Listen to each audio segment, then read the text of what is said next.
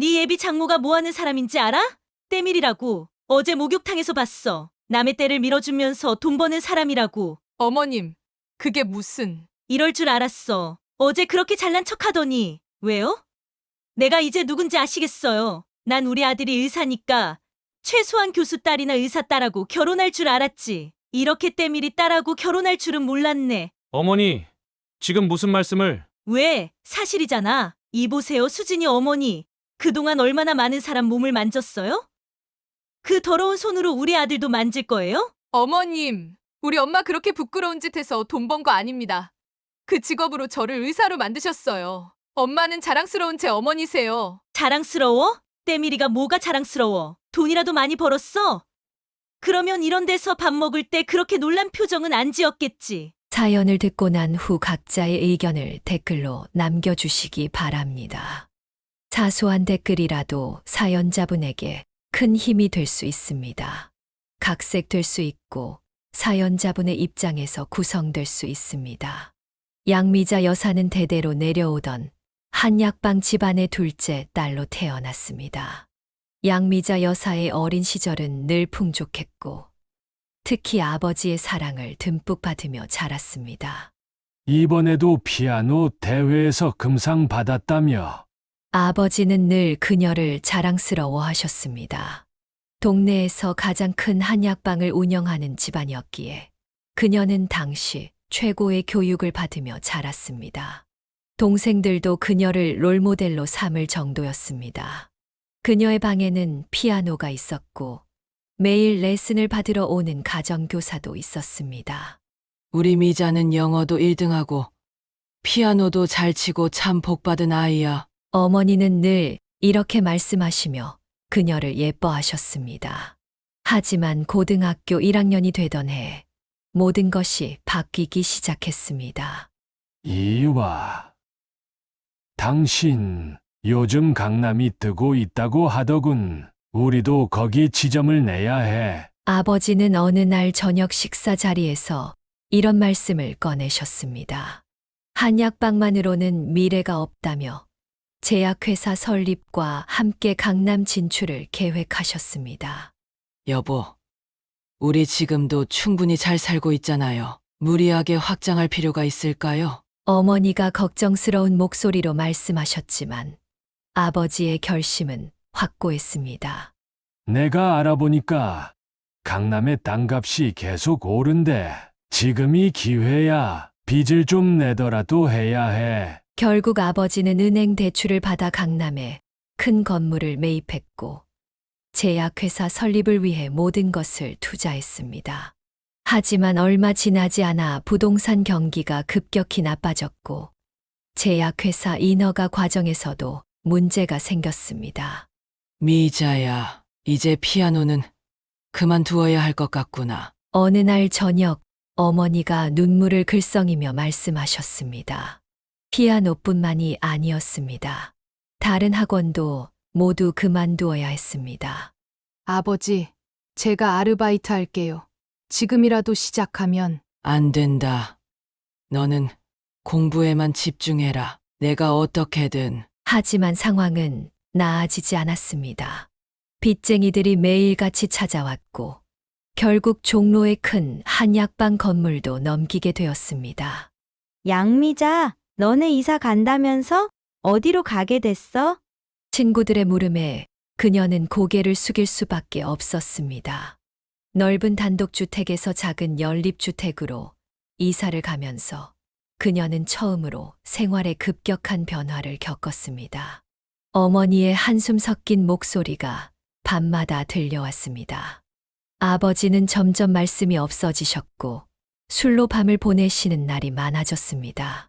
미자야, 이제 내가 동생들 공부도 좀 봐줘야겠다. 그녀는 동생들의 과외 선생님이 되었습니다. 예전에는 가정교사에게 배우기만 했던 그녀가 이제는 직접 가르치는 입장이 된 것입니다. 이런 시련은 오히려 그녀를 더 강하게 만들었습니다. 공부는 더욱 열심히 했고 틈틈이 아르바이트도 하면서 가정 형편에 보탬이 되고자 했습니다. 40년이라는 세월이 흘러 이제는 하얀 머리카락이 자주 보이는 나이가 되었습니다. 그녀는 오늘도 여느 때와 같이 아침 일찍 일어나 거울 앞에 앉았습니다. 하지만 오늘은 평소와는 다른 날이었습니다. 내일이면 딸의 상견례. 거울 앞에서 한숨을 내쉬며 그녀는 머리를 매만졌습니다. 여러 가지 일을 하다 마지막엔 목욕탕 세신사로 일하며 키워낸 딸이 마침내 의사가 되어 좋은 집안과 상견례를 하게 된 것입니다. 엄마, 또 한숨 쉬어? 왜 엄마가 이렇게 걱정이 많아? 딸 수진이가 그녀의 방으로 들어왔습니다. 그래도 명문가에 시집을 가는데 엄마가 목욕탕 세신사라는 게 좀... 그녀의 말이 채 끝나기도 전에 수진이가 말을 잘랐습니다. 엄마, 그런 말 하지 마. 나 엄마가 제일 자랑스러워. 혼자서 나 의대까지 보내준 게 누구야? 그래도 사람들이 뭐라고 할까? 엄마, 우리 병원에 오는 환자들 다들 엄마 세신 실력 알잖아. 엄마한테 때 밀어야 피로가 확 풀린다고들 하시던데. 수진이의 말에 그녀는 살짝 미소를 지었습니다. 맞습니다. 그녀의 손길을 거친 손님들은 대부분 단골이 되었고, 그 중에는 대학 교수부터 의사, 판사까지 많은 전문직 여성들이 있었습니다. 어머 여사님, 이번에 딸과 사위될 분이 우리 병원 흉부외과 과장님이라면서요? 오늘도 목욕탕에서 만난 단골 손님이 반갑게 물었습니다. 네, 그런데 저는 좀 걱정이 되네요. 무슨 소리예요? 여사님처럼 열심히 사시는 분이 어디 있다고? 저도 지금까지 계속 여사님한테 때 밀러오는데 이만한 실력자가 없어요. 그녀는 마음 한켠이 따뜻해지는 것을 느꼈습니다. 하지만 여전히 걱정이 되는 것은 어쩔 수 없었습니다. 엄마, 나 내일 입을 옷 골라줘. 저녁 식사 후 수진이가 옷장을 열어 보이며 말했습니다. 엄마가 뭘 알아? 엄마야말로 매일 손님들 피부 관리해주고 마사지해주면서 트렌드 모르는 게 이상하지. 여기 있는 옷 중에 뭐가 제일 좋아? 수진이는 늘 이렇게 그녀를 세워주려 했습니다. 어릴 때부터 한 번도 엄마의 직업을 부끄러워한 적이 없었고 오히려 자랑스러워했습니다. 엄마, 내일 긴장하지 마. 우리 엄마는 대한민국에서 제일 멋진 엄마야. 잠들기 전 수진이가 그녀를 꼭 안아주었습니다. 그 순간 그녀의 눈시울이 붉어졌습니다. 남편과 사별하고 홀로 딸을 키우면서 얼마나 많은 밤을 눈물로 지새웠는지 모릅니다.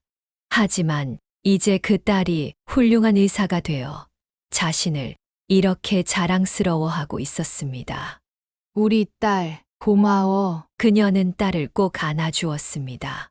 내일 상견례에서 어떤 일이 벌어질지 모르지만 이렇게 자신을 사랑해주는 딸이 있다는 것만으로도 그녀는 충분히 행복했습니다. 침대에 누워 잠을 청하면서도 그녀의 머릿속은 복잡했습니다. 예비 사돈댁이 대대로 의사 집안이라는데 과연 자신의 직업을 어떻게 생각할지. 하지만 이내 딸의 말이 떠올랐습니다.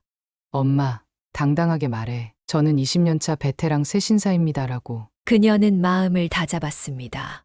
그래, 자신의 직업이 부끄러울 것은 없다. 이 직업으로 딸을 의사로 키워냈고 많은 손님들이 자신의 손길을 신뢰하고 있지 않은가. 내일은 당당하게 예비 사돈들을 만나리라 다짐하며 그녀는 깊은 잠에 들었습니다. 그녀가 세신사가 된 것은 어느 봄날이었습니다. 남편의 부고를 접한 지 일주일 만이었습니다. 미자야, 정말 이 일을 시작할 거니? 친정어머니가 걱정스러운 눈빛으로 물었습니다. 네, 일단 지금 뭐라도 해야죠.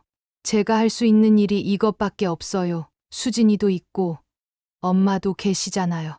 당시 남편은 중동건설 현장에서 일하고 있었습니다.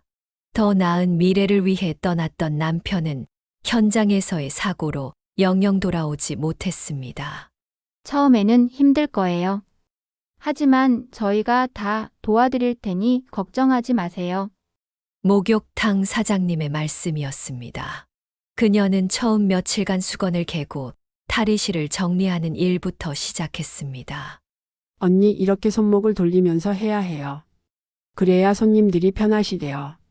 선배 세신사가 친절히 가르쳐 주었습니다. 그녀는 밤마다 집에서 수건으로 연습했습니다. 엄마, 뭐해?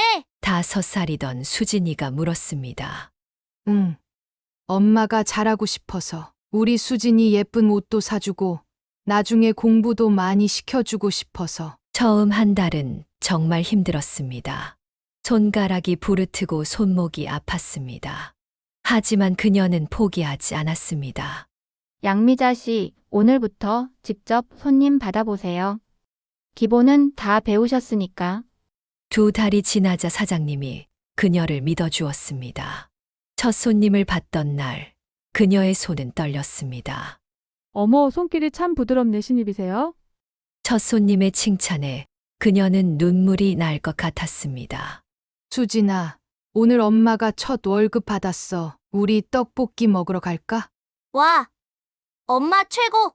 한 달 월급으로 딸과 외식을 하던 날, 그녀는 마음속으로 다짐했습니다. 이제 우리 수진이 내가 지킨다. 미자야, 언제까지 이해할 순 없지 않니?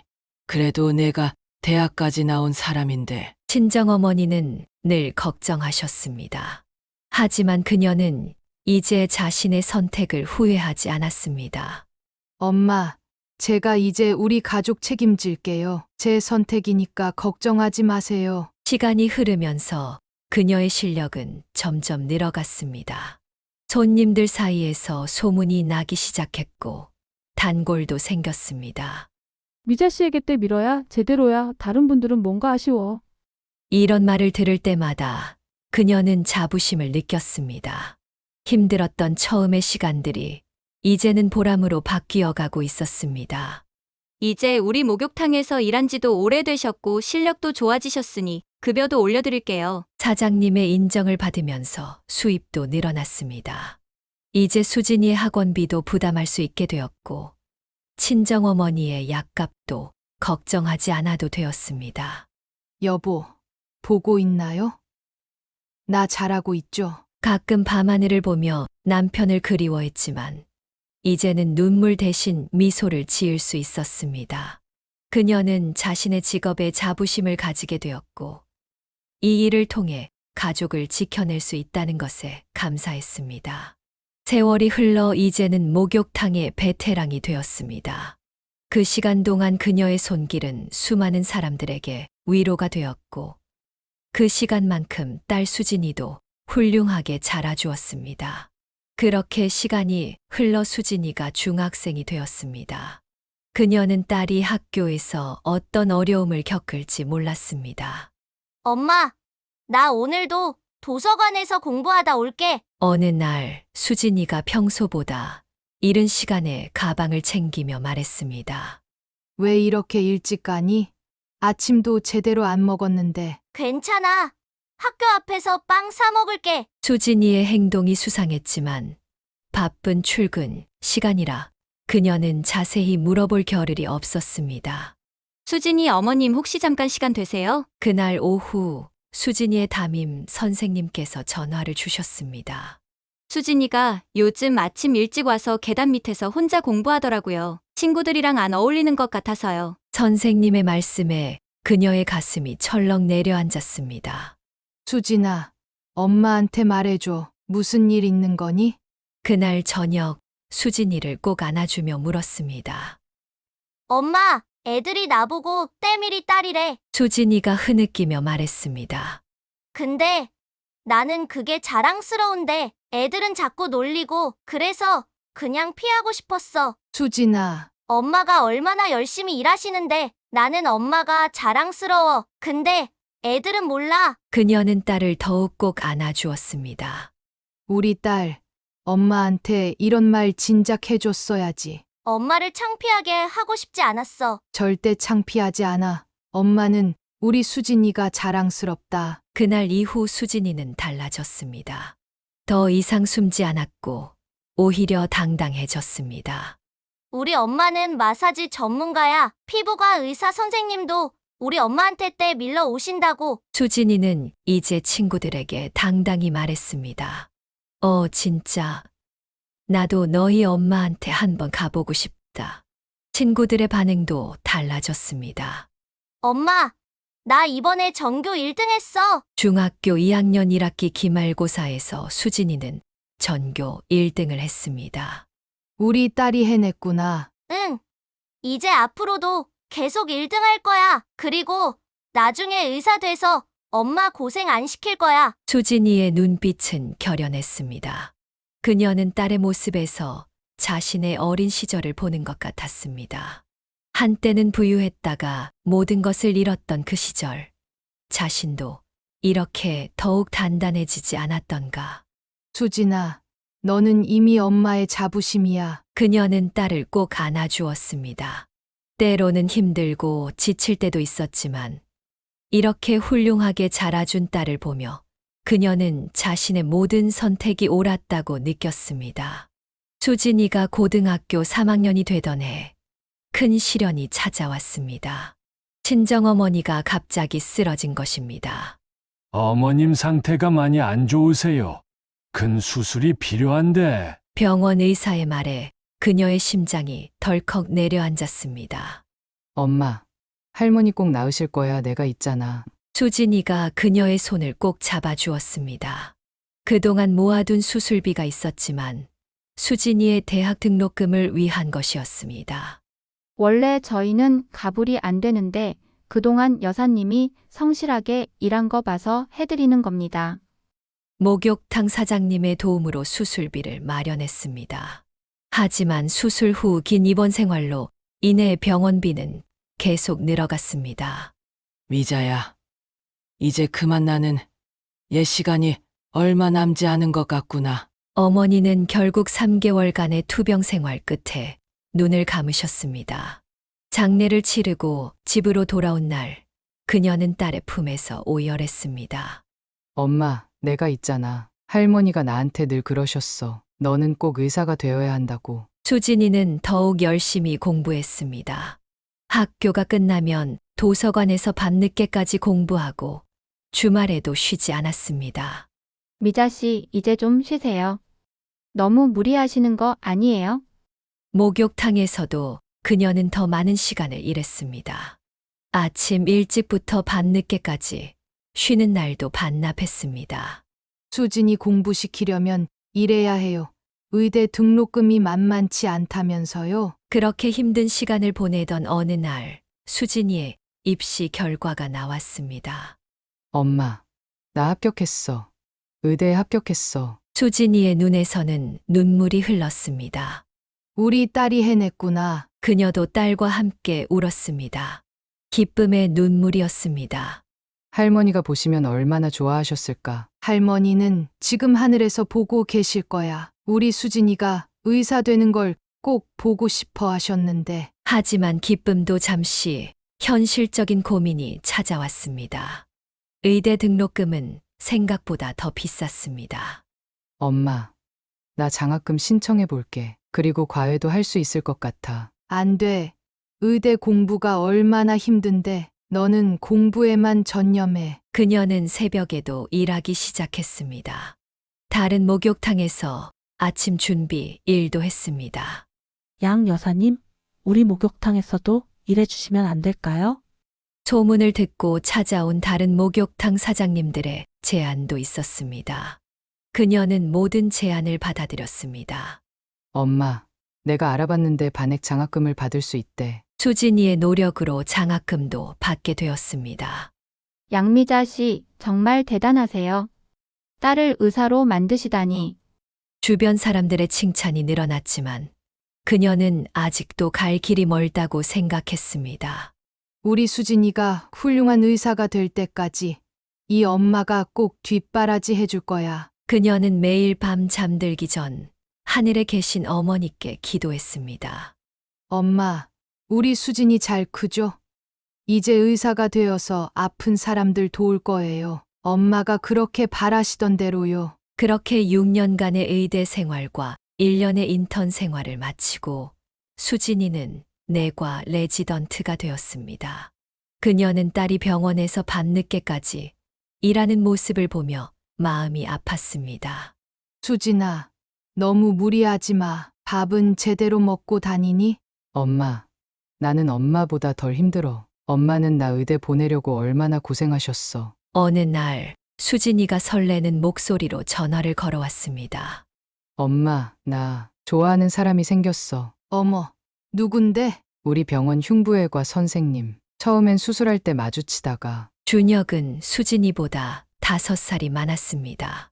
대대로 의사 집안에서 자란 그는 수진이의 실력을 먼저 알아보고 관심을 가졌다고 했습니다.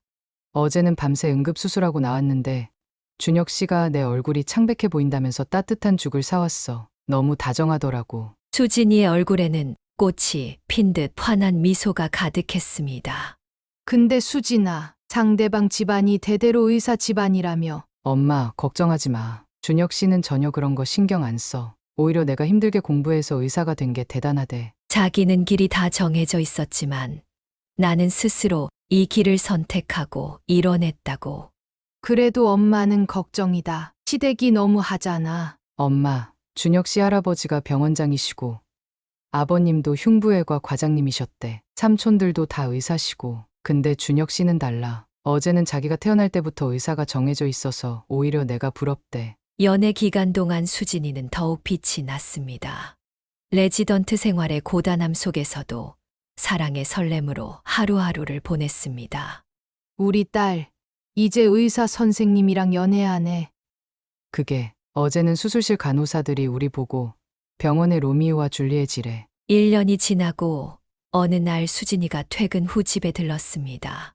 엄마, 준혁 씨가 프로포즈했어. 정말? 어떻게? 수술실에서 했어. 힘든 수술 끝나고 나한테 반지를 내밀더라고. 그녀는 딸의 행복한 모습에 안도했습니다. 하지만 한편으로는 걱정도 되었습니다. 수진아, 정말 결혼하고 싶은 거니? 응. 엄마, 준혁 씨는 정말 좋은 사람이야. 자기 부모님도 엄마 직업에 대해 전혀 편견이 없다고 했어. 오히려 자수성가한 게 대단하다고 하셨대. 양미자 여사님, 따님 소식 들었어요. 의사 선생님하고 결혼하신다면서요? 목욕탕 단골 손님들도 축하해 주었습니다. 네, 좋은 사람 만난 것 같아요. 근데 저는 아직도 조금 걱정이 되네요. 따님 잘 키우셨잖아요. 이제 편하게 사실 차례예요. 우리 목욕탕 단골 의사 선생님들도 다들 칭찬이 자자하다던데요. 수진이는 매일 밤 퇴근길에 전화를 걸어왔습니다. 연애 이야기, 병원 이야기, 결혼 준비 이야기로 통화는 늘 길어졌습니다. 엄마, 다음 달에 상견례 하기로 했어. 준혁 씨 부모님이 우리 예약해둔 레스토랑으로 오시기로 했어. 그저 딸의 행복한 모습에 기뻐하며 상견례 날 입을 옷을 고르고 있었을 뿐입니다. 상견례를 며칠 앞둔 어느 저녁, 수진이가 전화를 걸어왔습니다. 엄마, 준혁 씨가 먼저 인사드리고 싶대. 주말 저녁에 잠깐 들러도 되지? 그녀는 갑작스러운 방문에 당황했습니다. 주말에? 그래, 한번 와. 엄마, 준혁과 격식 차리지 말고 편하게 뵙고 싶다고. 저녁 무렵 정장 차림의 김준혁이 와인 한 병을 들고 그녀의 집을 찾았습니다. 어머님, 늦은 시간에 죄송합니다. 수진이한테 많은 얘기 들었습니다. 그는 예의 바르고 겸손한 모습이었습니다. 어머님, 사실 외갓집도 시장에서 생선 장사를 하셨다고 해요. 어머니께서 평생 딸을 위해 고생하셨다는 얘기 듣고 우리 외할머니 생각이 났습니다. 그의 말에 그녀는 놀랐습니다. 정말요? 준혁 씨 외가도 시장에서. 네, 그래서 전 더 잘 알아요. 장사가 얼마나 힘든지. 어머님께서 혼자 수진이를 의사로 키워내신 게 정말 대단하세요. 수진이는 옆에서 흐뭇한 미소를 지었습니다. 엄마, 내가 그랬지? 준혁 씨는 전혀 편견이 없다고. 어머님, 제가 수진이랑 결혼하면 어머님도 제 친어머니처럼 잘 모시겠습니다. 그의 진심 어린 말에 그녀의 마음이 따뜻해졌습니다. 고생했다고 들었어요. 수진이 혼자 키우시느라 이제는 제가 수진이도 어머님도 잘 모시겠습니다. 준혁아, 보니까 정말 좋은 사람인 것 같네. 처음으로 그녀는 딸의 예비 신랑을 반말로 불렀습니다. 어머님, 제가 하나 부탁드려도 될까요? 저도 어머님이라고 편하게 불러주시면 좋겠어요. 준혁의 따뜻한 말에 그녀의 눈시울이 붉어졌습니다. 어머님, 상견례 때 우리 어머님이 조금 긴장하실 수 있어요. 대대로 의사 집안이라 체면을 중요하게 생각하시거든요. 하지만 걱정 마세요. 그의 말에 그녀는 조금 안심이 되었습니다. 나도 최선을 다해 볼게. 다음 날 아침 그녀는 오랜만에 가벼운 발걸음으로 목욕탕으로 향했습니다. 양미자 여사님, 오늘 얼굴이 더 밝아 보이세요? 단골 손님의 말에 그녀는 미소를 지었습니다.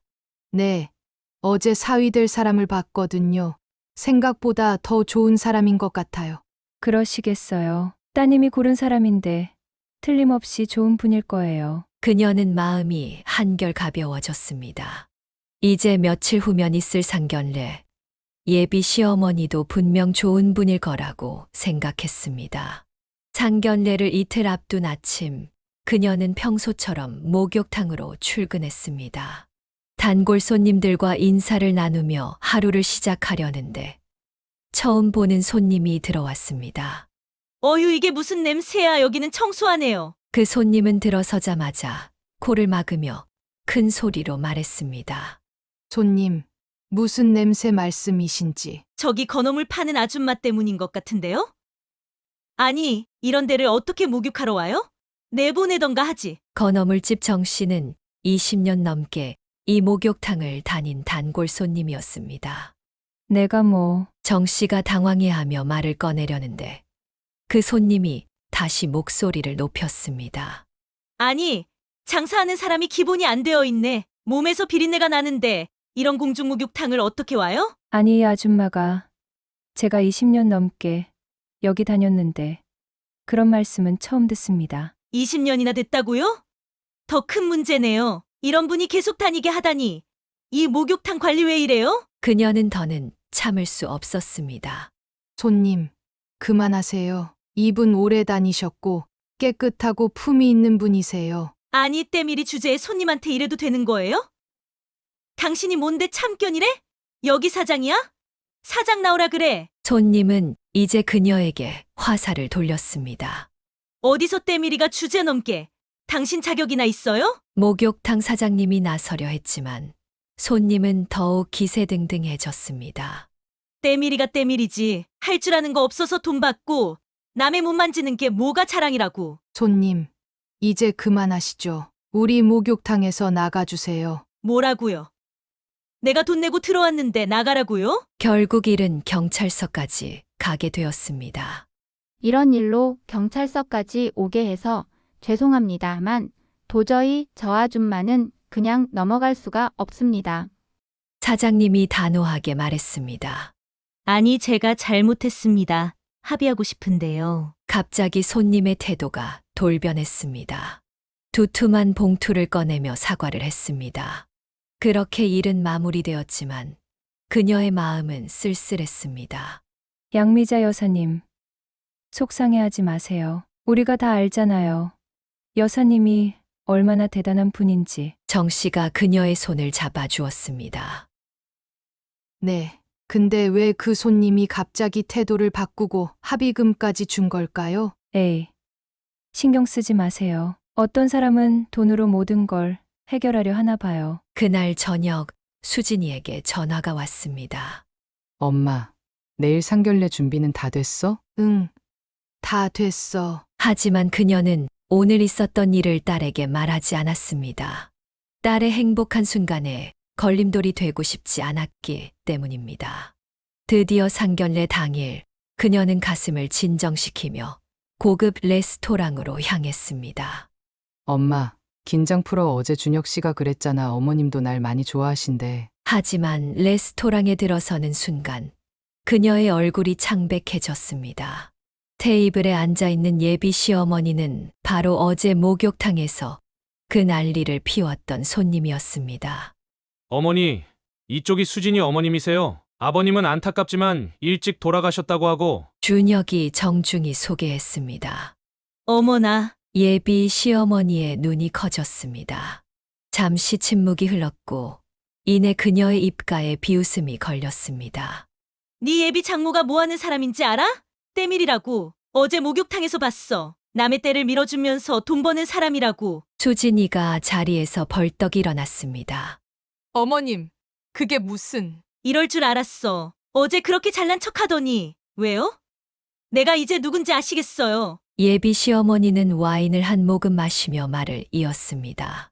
난 우리 아들이 의사니까 최소한 교수 딸이나 의사 딸하고 결혼할 줄 알았지. 이렇게 때밀이 딸하고 결혼할 줄은 몰랐네. 어머니, 지금 무슨 말씀을? 준혁이 충격에 빠진 얼굴로 말했습니다. 왜? 사실이잖아. 이 보세요, 수진이 어머니. 그동안 얼마나 많은 사람 몸을 만졌어요? 그 더러운 손으로 우리 아들도 만질 거예요? 어머님, 수진이가 소리쳤습니다. 우리 엄마 그렇게 부끄러운 짓 해서 돈 번 거 아닙니다.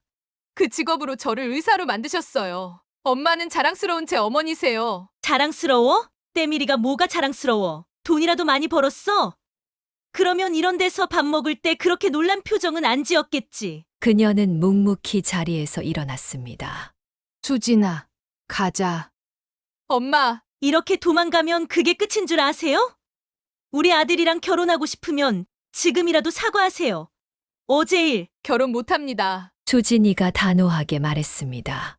어머님 같은 분을 시어머니로 모시느니 차라리 결혼을 안 하는 게 낫겠어요. 준혁 씨, 미안해요. 하지만 전 우리 엄마가 더 소중해요. 수진아, 이게 무슨... 준혁이 당황한 듯 말했지만 수진이는 이미 그녀의 손을 잡고 레스토랑을 나서고 있었습니다. 감히 때밀이 주제에 뒤에서 들리는 예비 시어머니의 고성이 레스토랑을 울렸습니다. 하지만 그녀는 뒤돌아보지 않았습니다. 밖으로 나온 수진이가 그녀를 꼭 안았습니다. 엄마, 미안해. 내가 잘못 봤어. 우리 딸이 뭐가 미안해. 엄마가 미안하지. 아니에요. 엄마는 절대 미안하다는 말 하지 마요. 엄마는 세상에서 제일 멋진 우리 엄마예요. 택시를 타고 돌아오는 길, 그녀는 딸의 어깨에 기대어 조용히 눈물을 흘렸습니다. 그것은 굴욕의 눈물이 아닌 자신을 지켜준 딸에 대한 고마움의 눈물이었습니다. 상견례 이후 이틀 동안 그녀는 충격과 상실감으로 힘든 시간을 보냈습니다. 목욕탕에도 나가지 못하고 집에만 있었습니다. 엄마, 밥은 먹어야지. 수진이가 퇴근 후에 들러 챙겨주었지만 그녀는 아무것도 먹고 싶지 않았습니다. 난 그저 우리 딸 결혼시키고 싶었을 뿐인데. 그렇게 우울한 시간을 보내고 있을 때 세 번째 날 아침. 양미자 여사님 계세요? 말씀드릴 게 있어서 왔는데. 건어물집 정 씨가 목욕탕을 찾아왔습니다. 무슨 일이세요? 어제 그 일 있고 나서 제가 우리 가게 CCTV를 다시 봤어요. 정 씨는 떨리는 손으로 휴대폰을 꺼냈습니다. 화면에는 지난 몇 달 동안 예비 안사돈이 건어물 가게를 찾아와 행패를 부리는 장면들이 담겨 있었습니다. 이 여자가 한 달에 한 번씩 우리 가게에 왔더라고요. 일부러 손님 많을 때 와서 시비를 걸고. 영상 속에서 그녀는 명품 가방을 든 채로 건어물에서 나는 냄새가 역겹다며 소리를 지르고 있었습니다. 다른 상인들도 하나둘 이야기를 보태기 시작했습니다. 맞아요. 우리 채소 가게에도 왔었어요.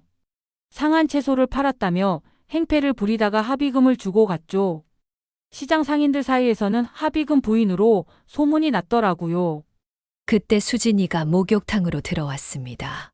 엄마, 방금 준혁 씨 어머니가 찾아왔다 갔어요. 우리 병원 앞에서. 수진이의 말에 따르면 준혁의 어머니는 평소 시댁에서 무시를 당해왔다고 합니다. 아무리 명품으로 치장해도 시댁 식구들은 돈으로 산 며느리라며 무시했고 그 스트레스를 서민들을 괴롭히는 것으로 풀어왔다는 것입니다. 자기가 모든 걸 실토했어요. 시장 상인들을 괴롭히면서 우월감을 느꼈다고. 특히 엄마가 새 신사라는 걸 알았을 때는 정말 기뻐했대요. 뭐라고? 자기보다 더 낮은 신분의 시어머니를 만나게 될 거라고 생각하고 드디어 자신도 누군가를 무시할 수 있게 됐다고 좋아했대요. 목욕탕에 모인 사람들은 충격에 빠졌습니다. 그동안 우리를 괴롭힌 게 다 계획적이었다는 거네요. 정 씨가 한숨을 쉬었습니다. 이런 식으로라도 우월감을 느끼고 싶었대요. 시댁에서 받은 상처가 너무 커서. 수진이의 눈에는 분노가 서려 있었습니다. 하지만 이건 변명이 될 수 없어요. 다른 사람들을 괴롭히면서 자신의 상처를 치유하려 했다니. 그녀는 묵묵히 앉아 있었습니다. 자신을 비롯한 많은 사람들이 한 사람의 상처받은 마음의 희생양이 되었다는 사실에 깊은 허탈감을 느꼈습니다. 처음에는 그녀도 의아했습니다.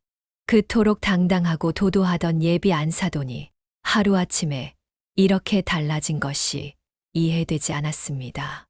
엄마, 내가 알아봤어. 다음 날 아침 수진이가 알려주었습니다.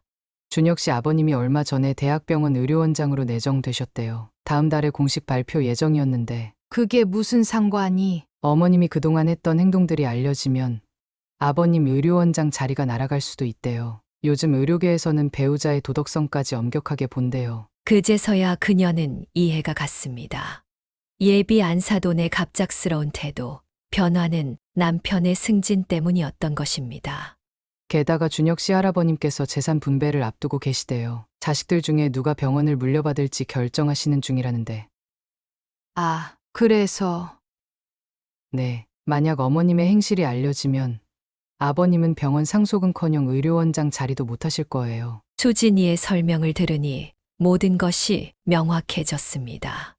예비 안사돈의 갑작스러운 방문과 눈물의 사과는 순수한 반성이 아닌 가문의 이익을 지키기 위한 것이었습니다. 어머님이 시장 상인들 괴롭힌 거 CCTV에 다 찍혔잖아요. 그걸 가지고 있는 한 어머님은 꼼짝 못하세요. 수진아, 너.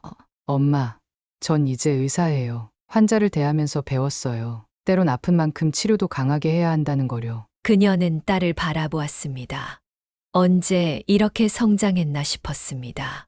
어머님은 그동안 돈으로 모든 걸 해결하려고 하셨어요. 하지만 이번엔 돈으로는 해결할 수 없죠. 시댁의 재산과 명예가 걸린 문제니까요. 수진이의 말대로였습니다.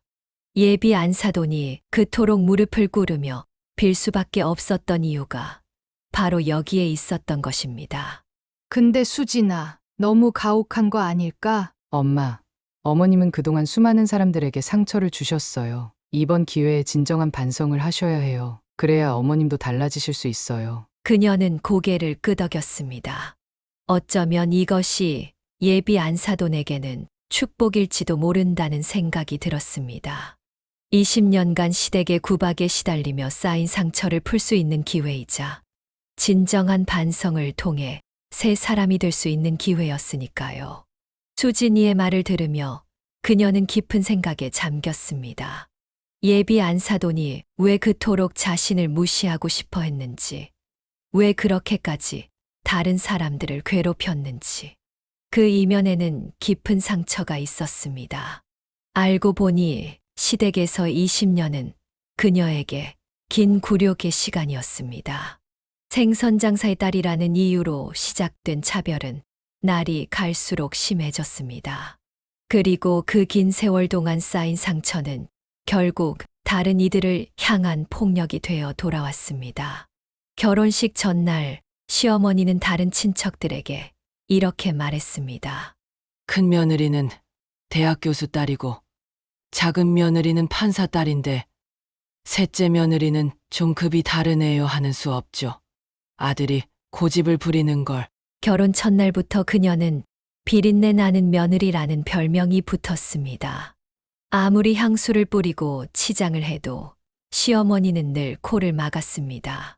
아유, 역시 생선장사 딸이라 그런가. 몸에 밴 비린내가 지워지지를 않네. 명절이면 더욱 심했습니다.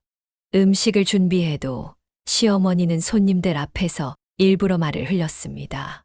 우리 셋째 며느리가 좀 서투르네요. 워낙 어려운 집에서 자라서 이것밖에 못하나 봐요. 설상가상으로 시누이들도 그녀를 괴롭혔습니다.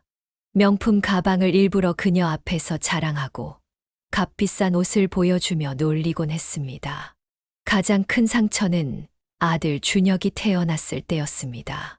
출산 직후 시어머니는 아이를 데려갔습니다. 우리 가문의 피줄을 어떻게 생선장사 딸한테 맡기나. 내가 키워야지. 한 달에 한 번, 그것도 시어머니 감시하에서만 아들을 볼 수 있었습니다. 전 몸살로 고통스러워도 아들 곁에 갈 수 없었습니다. 이런 모욕을 견디다 못한 그녀는 돈으로라도 인정받으려 했습니다. 남편이 번 돈으로 명품을 사들이기 시작했습니다. 시댁 모임에 나갈 때마다 새 옷, 새 가방으로 무장했습니다. 하지만 이런 노력은 더 큰 조롱거리가 되었습니다. 천박하게 명품으로 휘감으면 없던 품위가 생기나. 시어머니의 이런 말은 그녀의 자존심을 완전히 짓밟았습니다. 결국 그녀는 다른 방법을 선택했습니다. 자신보다 더 약한 사람들을 찾아 무시하기 시작한 것입니다. 처음에는 아파트 경비원들을 괴롭혔고, 그 다음은 재래시장 상인들이었습니다. 특히 생선가게나 건어물 가게를 찾아가 시비를 걸었습니다. 자신의 부모님이 하던 일을 하는 사람들을 무시함으로써 뒤틀린 방식으로 과거의 자신을 부정하려 했던 것입니다. 그래서 양미자 여사의 존재를 알았을 때 그토록 기뻐했던 것입니다. 드디어 자신도 누군가를 정당하게 무시할 수 있다고 생각했기 때문입니다. 시댁에서 받은 20년의 상처를 때밀이 시어머니를 무시하면서 치유하려 했던 것입니다. 하지만 그녀의 계산은 완전히 빗나갔습니다. 오히려 자신의 추한 민낯이 드러나고 모든 것을 잃게 된 것입니다. 그날 저녁 누군가 그녀의 집 초인종을 눌렀습니다. 문을 열어보니 예비 안사돈이 서 있었습니다. 화려한 명품은 온데간데 없고 수수한 차림이었습니다. 들어오세요. 그녀가 차분하게 말했습니다. 제발 저희 집엔 비밀로 해주세요. 예비 안사돈은 현관에서부터 무릎을 꿇었습니다. 일어나세요. 안으로 들어와서 이야기해요. 전 이대로가 좋습니다. 제가 잘못했어요. 그때 수진이가 방에서 나왔습니다.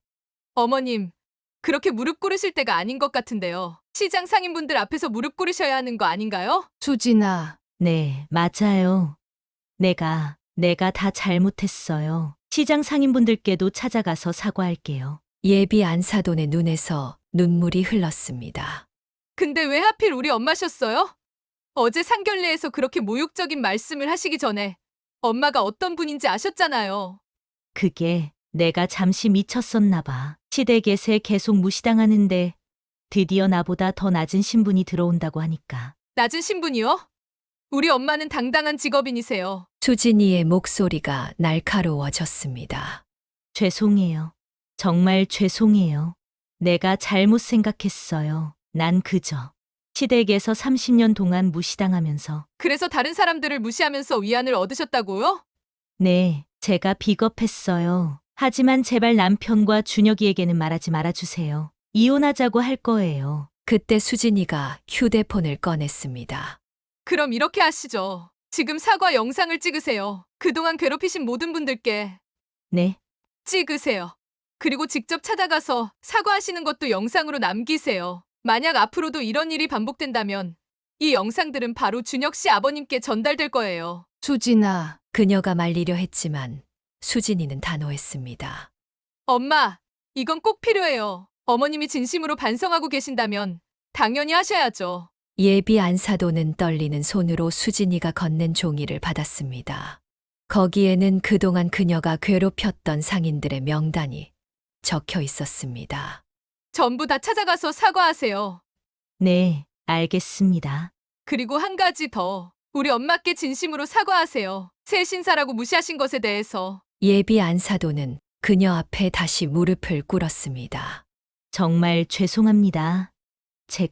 제가 너무 교만했어요. 양미자 여사님은 정말 대단하신 분이에요. 혼자서 딸을 의사로 키워내시고. 일어나세요. 그녀가 말했습니다.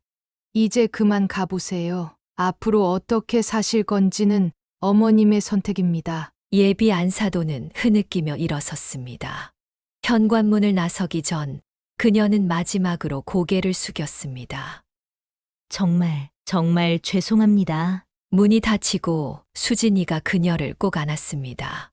엄마, 잘 견뎌줘서 고마워요. 우리 딸이 더 대단하네. 그날 밤 그녀는 오랜만에 편히 잠들 수 있었습니다.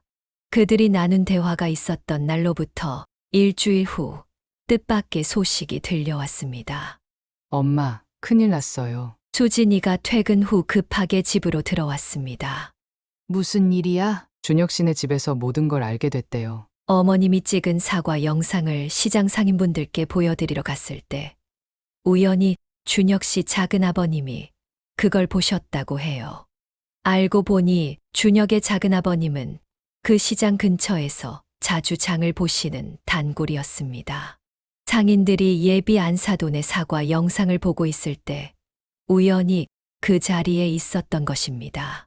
작은아버님이 바로 큰아버님께 연락을 하셨대요. 그리고 시댁 전체 회의가 열렸대요. 거기서 어머님의 모든 행적이 공개됐고 준혁의 할아버님은 대대로 의사 가문의 명예를 중요시하는 분이었습니다. 며느리가 서민들을 상대로 갑질을 해왔다는 사실에 크게 분노하셨다고 합니다. 할아버님께서 아버님을 호출하셨대요. 내 집사람이 이런 짓을 하고 다녔는데 어떻게 책임질 거냐고. 더욱 충격적인 것은 예비 안사돈의 과거 행적도 모두 드러났다는 것입니다. 다른 지역의 시장에서도 비슷한 일들이 있었고 그동안 합의금으로 무마해왔다는 사실이 밝혀진 것입니다. 아버님이 어머님께 이혼을 요구하셨대요. 가문의 명예를 지키기 위해서는 어쩔 수 없다고. 세상에. 게다가 할아버님께서 이런 사람과 살림을 같이 했다는 이유로 아버님의 병원 상속권도 박탈하신다고 하셨대요. 예비 안사돈의 행동이 결국 가족 전체에게 돌이킬 수 없는 상처를 남긴 것입니다. 그날 밤 준혁에게서 문자가 왔습니다. 수진이가 이런 어머니의 며느리가 되지 않아서 다행입니다. 죄송합니다. 그리고 며칠 후 예비 안사돈은 결국 시댁에서 쫓겨나게 되었습니다. 그동안 시댁에서 받았던 모든 재산과 명품들도 반환해야 했습니다. 엄마, 어머님이 결국 오늘 집에서 나오셨대요. 당분간 동생 집에서 지내신다고. 그렇게 됐구나. 근데 이상한 건 어머님이 오히려 홀가분해 보이신다고 하더라고요. 마치 20년 동안의 무거운 짐을 내려놓은 것처럼. 그녀는 깊은 한숨을 내쉬었습니다. 한 사람의 잘못된 선택이 이렇게 큰 파장을 일으킬 수 있다는 사실이 안타까웠습니다. 우리 수진이는 앞으로 더 열심히 살아야 할 것 같네. 네. 엄마, 전 우리 엄마처럼 당당하게 살 거예요. 다른 사람을 무시하지도 누구에게 무시당하지도 않고. 사건 이후 예비 안사돈의 진짜 민낯이 더욱 적나라하게 드러났습니다. 어머님이 예전에 살던 동네에서도 비슷한 일을 벌이셨대요. 거기서는 재래시장이 아니라 아파트 경비원들을 괴롭히셨다고. 알고 보니 예비 안사돈은 이사 다닐 때마다 이런 행패를 반복했다고 합니다. 돈 있는 집 며느리라는 우월감으로 경비원들에게 막말을 하고 지하 주차장 청소가 마음에 들지 않는다며 한밤중에 불러 꾸중을 했다고 합니다. 수진이의 말에 따르면 예비 안사돈은 시댁 모임에서도 문제를 일으켰다고 합니다. 다른 며느리들의 출신을 들먹이며 은근히 무시하고 자신의 명품을 과시하며 우월감을 표현했다고 합니다. 한 번은 사촌 동서가 백화점 주차장에서 어머님을 봤대요. 어머님이 주차 요원한테 소리를 지르고 계셨다고. 당신들이 뭔데 감히 내 차에 흠집이 났다고 말도 못 꺼내게 해라고요. 그녀는 한숨을 내쉬었습니다. 사실 시댁에서도 어머님을 무시한 게 아니었대요. 처음에는 다들 어머님을 인정하고 받아들였는데 어머님이 너무 돈 자랑을 하고 다른 사람들을 무시하니까 그래서 점점 멀어진 거구나. 네, 결국 시댁 식구들이 어머님을 멀리하게 된 건 어머님의 그런 태도 때문이었던 거예요. 더 충격적인 사실은 따로 있었습니다. 어머님이 우리 목욕탕에 일부러 찾아오신 것도 다 계획적이었대요. 미리 이 동네 재래시장을 답사하고 상인들의 성향까지 파악하셨다고. 설마. 네, 처음부터 계획하신 거래요. 건어물집 정씨 아주머니부터 시작해서 마지막으로 우리 엄마까지 자신보다 낮은 신분이라고 생각하는 사람들을 찾아다니면서 우월감을 느끼시려고. 이런 사실들이 하나둘 밝혀지면서 시댁의 분노는 극에 달했습니다. 특히 병원장이신 할아버님은 이사 가문의 며느리가 이런 짓을 했다는 게 부끄럽다며 크게 진노하셨다고 합니다. 어머님은 지금 충격으로 병원에 입원하셨대요. 자신의 모든 것을 잃게 될 줄은 몰랐다고. 그녀는 문득 예비 안사돈이 불쌍하다는 생각이 들었습니다. 돈으로 살 수 있는 것은 많지만 진정한 인격은 돈으로 살 수 없다는 걸 이제야 깨달은 것 같았습니다. 엄마, 난 이제 더 열심히 살아야겠어요. 누구도 무시하지 않고 그렇다고 누구한테도 무시당하지 않는 당당한 의사가 될 거예요. 시댁과의 관계가 완전히 끝난 후 수진이는 더욱 열심히 일했습니다. 환자들을 대하는 모습은 전보다 더욱 따뜻해졌고 연구에도 매진했습니다. 엄마, 나 이번에 논문이 국제학술지에 실렸어. 어느 날 저녁 수진이가 들뜬 목소리로 전화를 걸어왔습니다. 우리 딸 대단하네. 근데 엄마는 그런 거 잘 모르니까 자세히 설명해줘. 심장 수술 후 재활치료에 관한 새로운 방법을 연구했어. 키 저소득층 환자들도 쉽게 따라할 수 있는 방법으로. 수진이의 설명을 들으며 그녀는 가슴이 뭉클해졌습니다. 자신이 겪었던 어려움을 통해 오히려 더 따뜻한 의사가 된 것 같았습니다. 실은 엄마, 내가 최연소 교수 임용에 도전하려고 해. 정말? 그게 가능한 거야? 쉽지는 않아. 하지만 내 논문이 좋은 평가를 받고 있고 수술 성공률도 높거든. 무엇보다 저소득층 환자들을 위한 연구를 계속하고 있어서. 그녀는 딸의 포부에 감동했습니다. 엄마가 그동안 고생하면서 나를 키워준 것처럼 나도 어려운 환자들에게 힘이 되고 싶어. 수진이는 매일 새벽 5시에 출근했습니다. 퇴진 전에 환자들의 상태를 꼼꼼히 체크하고 밤늦게까지 연구실에서 논문을 썼습니다. 선생님, 또 이렇게 일찍 오셨네요. 병원 경비 아저씨는 이제 수진이를 보는 것이 일상이 되었습니다. 어머님이 딸을 의사로 키우시느라 얼마나 고생하셨을까. 그 마음으로 환자들을 대하려고 해요. 수진이는 종종 이렇게 말했습니다. 선생님 덕분에 제가 살았습니다. 수술 후 회복한 환자들의 감사 인사를 들을 때마다 수진이는 어머니를 떠올렸습니다. 엄마, 이번 주말에 시간 돼? 왜? 무슨 일 있어? 교수 임용 면접이 끝나고 결과를 기다리는 중인데 엄마랑 등산 가고 싶어. 갑자기 등산은 왜? 옛날에 내가 중학생 때 엄마가 나 데리고 북한산 갔던 거 기억나? 그때 엄마가 그러셨잖아. 세상에 못할 일이 어디 있냐고. 그녀도 그날을 기억했습니다. 딸이 때밀이 딸이라고 놀림을 받았을 때 용기를 주기 위해 등산을 갔었죠. 그래. 가자. 엄마도 오랜만에 등산하고 싶네. 모자는 함께 북한산에 올랐습니다. 정상에 도착했을 때 수진이가 말했습니다. 엄마, 내가 최연소 교수가 되면 첫 월급으로 뭘 하고 싶은지 알아? 뭔데? 엄마한테 건강검진권 선물할 거야. 평생 남의 몸을 씻겨주면서 정작 본인 건강은 안 챙기잖아. 그녀의 눈시울이 붉어졌습니다. 그리고 엄마가 일하는 목욕탕에 가서 때도 밀어드릴 거야. 내가 의사가 됐다고 해서 부끄러워하지 않을 거야. 오히려 자랑스럽게 얘기할 거야. 우리 엄마는 대한민국 최고의 새신사라고. 한편 예비 안사도는 이혼 후 삶은 180도 달라졌습니다.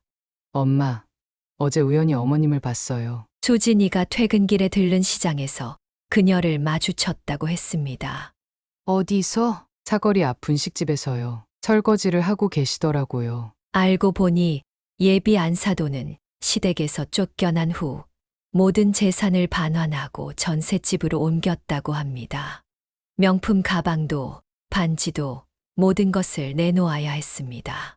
처음에는 동생 집에 있었대요. 근데 동생 남편이 싫어해서 나오셨대요. 그래서 지금은 네, 생계를 위해 식당 일을 시작하셨대요. 더 아이러니한 것은 그녀가 일하는 식당이 바로 그녀가 예전에 괴롭혔던 시장 근처였다는 점입니다. 어머님이 그러시더라고요. 매일 아침 시장 상인들과 마주치는 게 지옥 같대요. 예전에 자기가 무시했던 그분들이 이제는 자기 손님이 되었다고. 세상에, 손님들 밥그릇을 닦으면서 매일 울었대요. 자기가 전에 그렇게 무시했던 일을 이제는 직접 하고 있다고. 특히 충격적인 것은 그녀의 외모 변화였습니다. 화장기 하나 없이 때 묻은 앞치마를 두르고 계시더라고요. 전에는 상상도 할 수 없었던 모습이었어요. 준혁이는 사돈을 만나러 가나? 아니요. 아버님이 만나지 말라고 하셨대요. 이제는 남이라고. 예비 안사도는 매일 새벽 4시에 일어나 장을 보고 밤 10시까지 일한다고 합니다. 주말도 없이 일해야 겨우 월세를 낼 수 있다고 합니다. 어머님이 저한테 그러시더라고요. 이제야 내 어머님 마음을 이해하겠다고. 더욱 아이러니한 것은 그녀가 일하는 식당에 가끔 시댁 식구들이 들른다는 것입니다. 작은 어머님이 일부러 오신대요. 어머님이 설거지하는 모습을 보면서 점심을 드시고. 하지만 이런 고난이 그녀를 완전히 다른 사람으로 만들었습니다. 요즘은 시장 상인들한테 매일 인사하신대요. 진심으로 죄송하다고. 그리고 가끔 무거운 짐도 들어주시고. 많이 달라지셨구나. 네, 어제는 제가 보는 앞에서 우시더라고요. 내가 이렇게 살아야 했던 거구나. 이래야 진짜 사람이 되는 거구나 하시면서. 그녀의 진심 어린 반성은 조금씩 시장 사람들의 마음을 움직이기 시작했습니다. 어제는 건어물집 정씨 아주머니가 어머님한테 김치를 주셨대요. 이제 좀 살이 빠지셨다면서요. 인생의 쓴맛을 제대로 보고 나서야 그녀는 진정한 삶의 의미를 깨달은 것 같았습니다. 엄마, 어머님 보면서 다시 한번 느꼈어요. 우리 엄마가 얼마나 대단하신지. 1년이 지난 어느 날 그녀는 여전히 목욕탕에서 손님들의 때를 밀어주고 있었습니다. 양미자 여사님 그때 그 일 기억나세요? 단골 손님인 건어물집 정씨가 물었습니다. 아이고, 그 얘기를 왜 또, 지금 생각해도 참, 우리 수진이가 그런 집안하고 결혼할 뻔했다니 아찔해요. 목욕탕 이모님들도 대화에 끼어들었습니다. 그러게 말이에요. 얼마나 독한 사람이었으면 시댁에서도 내쫓겼겠어요. 제가 지난번에 분식집에서 봤어요. 하도 달라진 모습이라 처음엔 알아보지도 못했다니까요. 그녀는 묵묵히 손님의 등을 밀어주며 들었습니다. 근데 양미자 여사님 딸은 잘 지내죠? 네, 이제 곧 교수 될 거래요. 정말요? 아이고 축하드려요. 역시 우리 수진이는 달라. 단골 손님들은 진심으로 기뻐해 주었습니다. 그때 그 예비 시어머니가 얼마나 잘난 척했었나. 그런데 지금은 식당 설거지를 한다면서요? 네, 그래도 이제는 많이 달라지셨대요. 사람 팔자가 한순간이죠. 하지만 전 그게 당연한 결과라고 봐요. 평생 남을 무시하면서 살았으니. 목욕탕 사장님이 수건을 정리하며 말했습니다. 그래도 양미자 여사님은 달라요. 20년 넘게 한결같이 성실하게 일하시는 거 보면 다들 존경한다니까요. 맞아요. 우리 며느리도 항상 양미자 여사님한테 때 밀어달래요. 손길이 정성스럽다고. 그녀는 쑥스러워하며 웃었습니다. 과찬이세요. 과찬이 아니라 사실이죠. 딸도 훌륭하게 키우시고. 문득 수진이에게서 전화가 왔습니다. 엄마, 나 오늘 일찍 퇴근할 수 있을 것 같아. 목욕탕에서 기다리고 있을게. 오늘은 왜? 그냥 옛날처럼 엄마한테 때 밀어달라고 하고 싶어서. 그녀의 눈시울이 붉어졌습니다. 양미자 여사님, 우리 수진이 왔나 봐요. 목욕탕 손님들이 반갑게 맞이했습니다. 어머, 수진 선생님. 오랜만이에요. 선생님. 지난번에 우리 아들 수술해 주셔서 감사해요. 수진이는 환자 가족을 만난 것이 반가운 듯 웃으며 인사했습니다. 엄마, 이제 내가 엄마 때 밀어드릴게요. 아이고, 바쁜 의사 선생님이 무슨. 엄마, 나 이제 곧 교수 되면 더 바빠질 텐데 가끔은 이렇게 시간 내서 엄마랑 있고 싶어. 그날 저녁 딸과 함께 집으로 돌아가는 길에 그녀는 생각했습니다. 1년 전에 그 사건이 오히려 축복이었던 것 같다고. 그리고 지금 이렇게 딸과 함께 있을 수 있다는 것이 얼마나 감사한 일인지. 엄마, 나 배고파. 우리 떡볶이 먹고 갈까? 그래, 가자. 어머니와 딸은 손을 잡고 시장 골목으로 향했습니다. 그곳에는 이제 예비 안사돈이 일하는 분식집도 있었지만 그들은 더 이상 그 일을 떠올리지 않기로 했습니다. 지나간 일은 지나간 대로 의미가 있었고 이제는 새로운 이야기를 써나갈 시간이니까요. 사연을 듣고 댓글을 남겨주시기 바랍니다. 사소한 의견일지라도 사연자분에게는 큰 힘이 됩니다. 노골적인 악성 댓글은 사연자분에게 상처가 될 수 있으니 삼가 주시기 바랍니다.